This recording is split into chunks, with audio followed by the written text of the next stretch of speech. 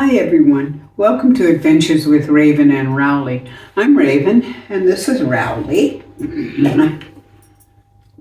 A few years ago, I started this channel.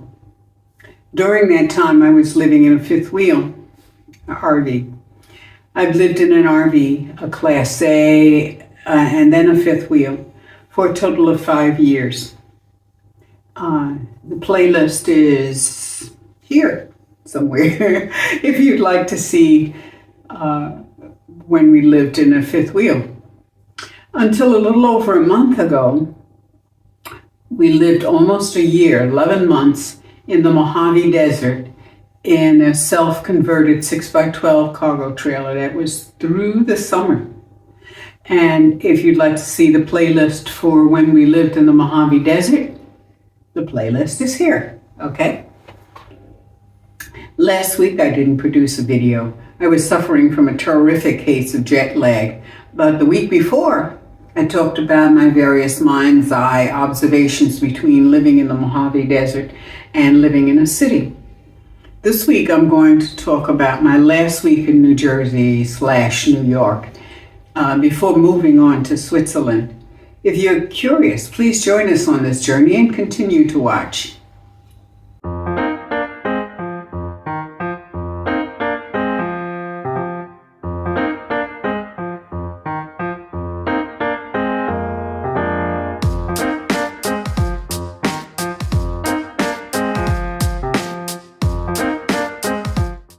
I was afraid, maybe wary, maybe apprehensive about moving to New Jersey and then to moving to Switzerland. This is while I was still in the Mojave Desert, you know.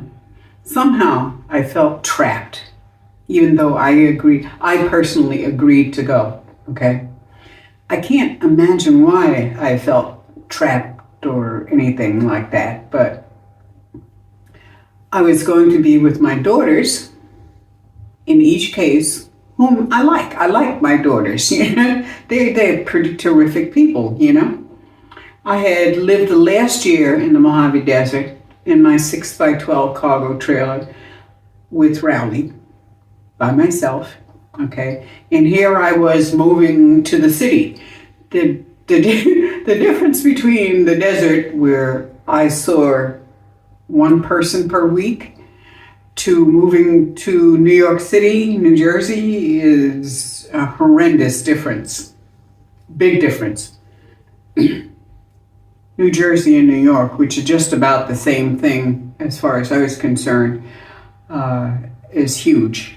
And then to move on to a different country, you know, that puts me very far away from everything I already knew, you know. I suppose, though, under those conditions, anybody would be apprehensive, you know. That's the way it goes, you know. My last week in New Jersey, we did some touring in New York City. The last sightseeing I did was at the African Burial Ground Museum in New York City, okay. The link to their website is below, okay. I had no idea that this place even existed.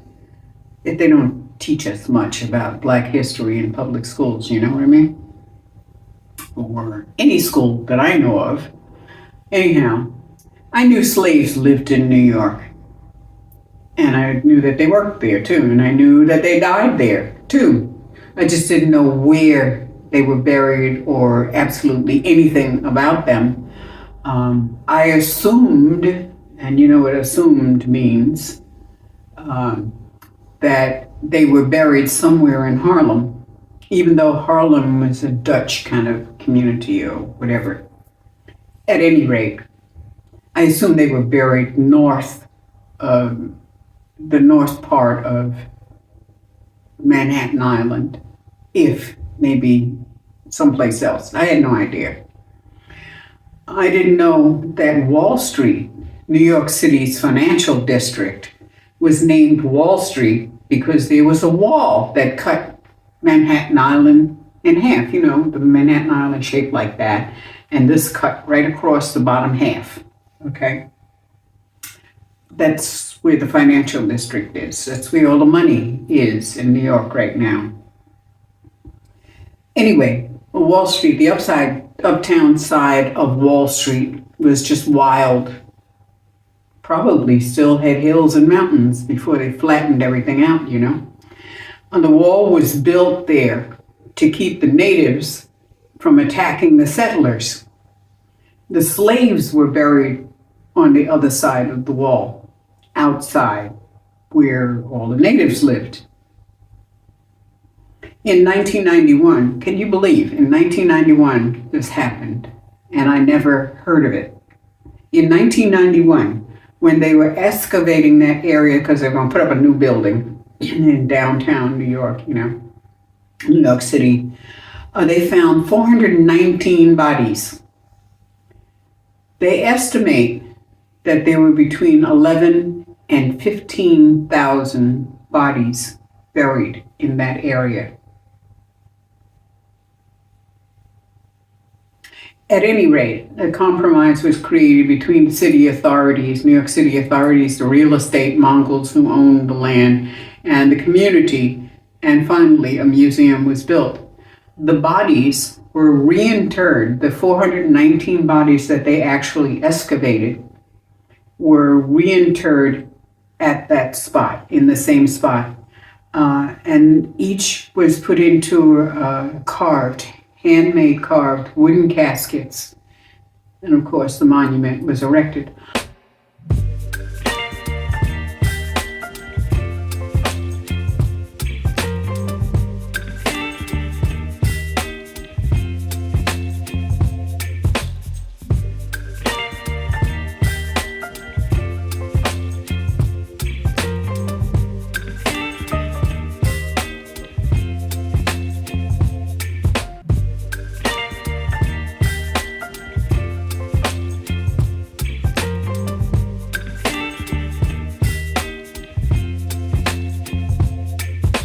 Unfortunately, while we were there, the monument was closed. No one could go in, and so you can't go in and honor your ancestors because it's closed to the public. At any rate, this was a wonderful experience for me because my entire family who lived in the New York, New Jersey, Philadelphia area came, and we all got together to view this museum. There were about 20 of us all together. 4 generations of cousins, in-laws, etc. You know, everybody was there. That day, my legs were going to fall off, though. I mean, seriously, they were going. I had walked 6 miles, and I had gone up 12 flights of stairs that day. I did not count the ones going down, but if you go up and down stairs, you know your knees hurt going down just as much as going up. So yeah, I was ready to collapse, okay?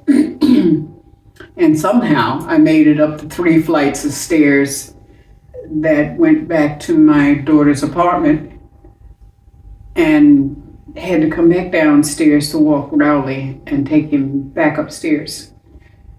So my legs were not happy at all. Okay. Anyway, while we were down there looking at the museum, we were also scheduled to take a boat tour around Manhattan Island, but we missed the boat, literally.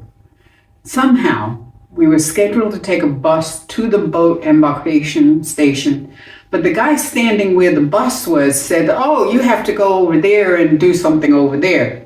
Well, we went over there. By the time we stood on the line and got to talk to somebody and came back, the bus was gone. And that was the last bus for the day. Okay. A lot of money was blown for that because those tickets were prepaid. 20 people. At any rate, or approximately 20 people, I really didn't count them all because they kept shifting around. I couldn't tell who was who, you know. At any rate, we were all together talking and whatnot, you know, having a good time. These were people I haven't seen since they were babies. Like my grandson, who is now 6'5" and has babies of his own. and some I had never met, like my great-grandchildren. I had never met any of them. And my great-granddaughters, one of my great-granddaughter's mothers, I had never met her, my grandson's wife. I'd never met her before. Anyway, it was terrific. It was terrific to meet all of these people, put faces next to these names, you know, that I had heard so much about, and just terrific, you know. So I had a great time, you know. So anyway, the Rowley report.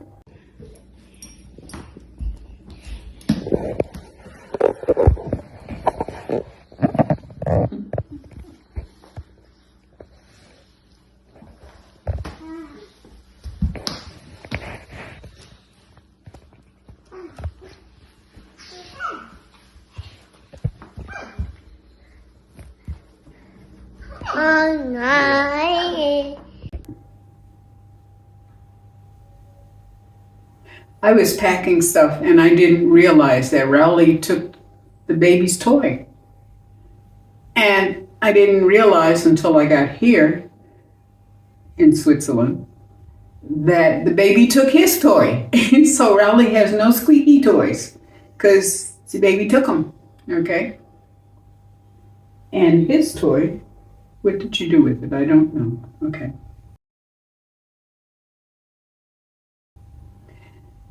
The baby came at one point while we were sitting in the living room, still in New Jersey. Baby came up to Rowley. He just toddled right up.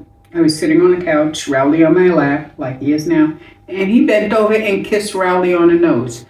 Rowley never moved. It was amazing. Oops. I didn't know how Rowley would react with the baby at all under any circumstances, so I had kind of kept him close, but it was such a fast thing that I didn't catch it, and he kissed him on the nose. I was surprised, to say the least.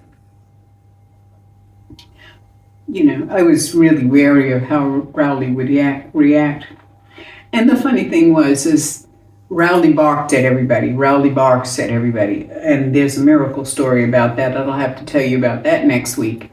But he barks at everybody all the time, constantly, you know. He might have seen them 5 minutes ago, but if they moved in any way, he would bark at them. But he never barked at the baby. But at any rate, I had a great time. Okay? So please subscribe and share my video. Also, please click the like icon and the notification bell so you know when next time I put up a video, okay? And thanks for watching. Take care of you and yours, and blessed be.